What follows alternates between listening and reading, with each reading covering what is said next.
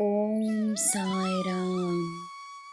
ನನ್ನ ಮುದ್ದಿನ ಮಗುವೆ, ಆಲೋಚನೆಗಳಿಗೆ ಮಿತಿಯಿದ್ದರೆ ಮಾತಿಗೆ ಮಿತಿಯಿರುತ್ತದೆ, ಭಾವನೆಗಳಿಗೆ ಮಿತಿಯಿರುತ್ತದೆ. ನಿನ್ನ ಆಲೋಚನೆಗಳನ್ನು ಗಮನಿಸು. ಗೊಂದಲಗಳನ್ನು ಸೃಷ್ಟಿಸುವ ಆಲೋಚನೆಗಳಿಗೆ ನಿನ್ನ ಭಕ್ತಿಯಲ್ಲಿ ಉತ್ತರವಿದೆ ಎಂದು ನಂಬು.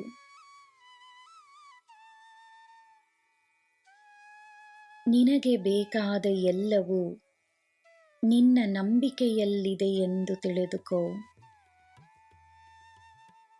ನಿನಗೆ ನಾನೊಂದು ರಹಸ್ಯವನ್ನು ಹೇಳಲೇ?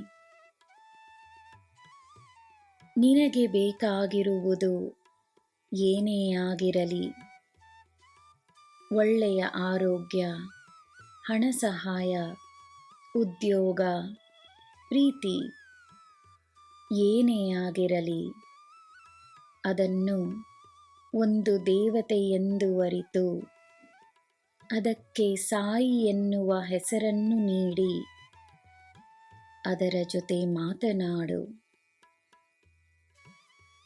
ನಿನ್ನ ಕೃತಜ್ಞತೆಯನ್ನು ನೀಡು. ಜೀವನದ ಸುಖ ದುಃಖಗಳು, ಸೋಲು ಗೆಲುವು ಎಲ್ಲವೂ ದೇವರ ಅಂಶವೇ ಆಗಿದೆ. ನಿನ್ನ ಜೀವನ ದೇವರು ದೇವತೆಗಳಿಂದ ತುಂಬಿದೆ. ಅವರ ಜೊತೆ ನಿನ್ನ ಸಂಬಂಧ ಬಹಳ ಆಳವಾದ ಸಂಬಂಧ. ನೀನು ಮಾತನಾಡಿದರೆ ಅವರಿಗೆ ಕೇಳಿಸುತ್ತದೆ. ಈ ಗುರುವಿನ ಮಾತುಗಳು ನಿನಗೆ ಅರ್ಥವಾಗುತ್ತದೆ. ಶೀಘ್ರದಲ್ಲೇ ನನ್ನ ಮಾತುಗಳು ನಿನ್ನ ಅನುಭವಕ್ಕೆ ಬರುತ್ತವೆ.